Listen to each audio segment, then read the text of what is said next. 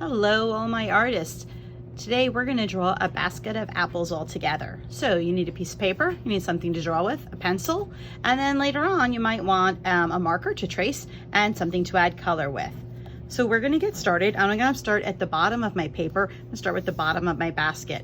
A basket is rounded like a cylinder. So you know when we draw a cylinder, we don't really use straight lines connecting the sides. So we're going to draw the bottom of my basket and it's going to curve a little bit. Okay, so there's the bottom. I am going to go up straight a little bit on either side and make another curve. Okay, there's the bottom of my basket. I'm going to make the two sides and I'm going to have them go up and the basket's going to be a little bit bigger on the top. So my line's going to go out a little on this side and out a little on this side. I'm going to connect those two with another curve. I'm going to go up straight, straight, and another curve. So I have the bottom of my basket, the top. I want to have a middle line that looks like that too. So I'm going to curve from one side to the other 2 times. So now I have a band going this way at the top and at the bottom. We're going to make it look like it is woven like a basket. So I'm going to make some lines from the bottom of the top band. When I get to this line, I'm going to hop and come down. And I'm going to continue to do that with coming from the top, down, hop, and I'm going to do that to fill in all of this space and make it look more like a real basket.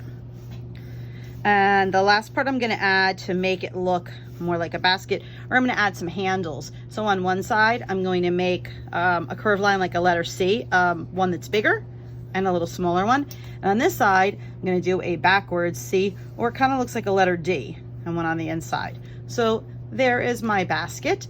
My next part is going to be adding a nice big pile of apples. Our apples are going to overlap. So that means one is going to look like it's in front of the other, because if it was a big pile of apples, that's how they would look. So I'm going to start at the bottom and I'm going to make some apples here. Apples are not a perfect circle, just like we didn't make perfectly straight lines. So apples can curve in a little bit in 2 parts. And here's maybe where the stem would be and a leaf. So there's one apple. I'm going to make another one next to it. And remember, one's overlapping. It's going to look like this one is in front of this one. So I'm going to start from behind it. Now we know this apple goes behind here. We don't see that line because we can't see through this apple. This one's covering this one. That's what overlapping is. I'm going to make another one coming from this side. Okay, and I keep adding a little stem and a leaf. And then there's going to be one more that's kind of covered by both of these. All right, and if a line goes over this, I'm just going to erase it a little because they're in the basket. All right, so there's my first row of apples, but I want my pile to be bigger. So I'm going to add some more apples back here. Now, again, I'm only drawing the top. We know that apple is there, but we don't see it because we can't see through these. All right, there's one there. I'm going to add another one here. Maybe one more over here. I'm just drawing the tops. I think I'm going to add another, maybe I'll add another 2 up here. Now, do you have to draw the exact same amount of apples as me? Nope. Draw however many apples you want. Okay. But for me, that looks pretty good. So I have my basket, I have my pile of apples. If I want my basket to be sitting on the ground or on a table, I'm going to make a line. I'm making a line from one side of the paper to my basket. I'm going to stop, hop, and continue on this side. So now my basket, it looks like it's sitting on a table or on the ground.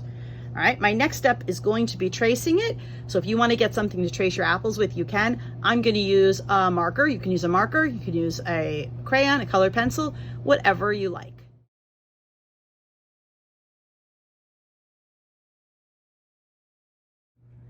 Okay, now I'm going to do a little erasing for wherever I see my pencil lines.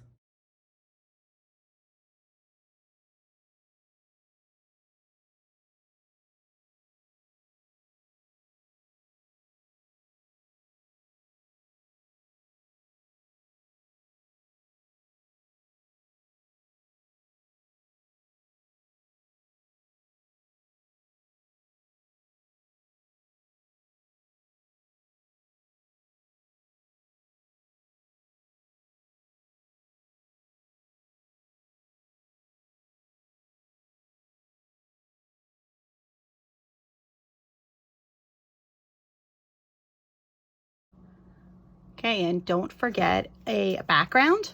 And you can see I added a little bit of a shadow here, and I tried to color the things on the one side dark, so I'm imagining there's some light coming from this side.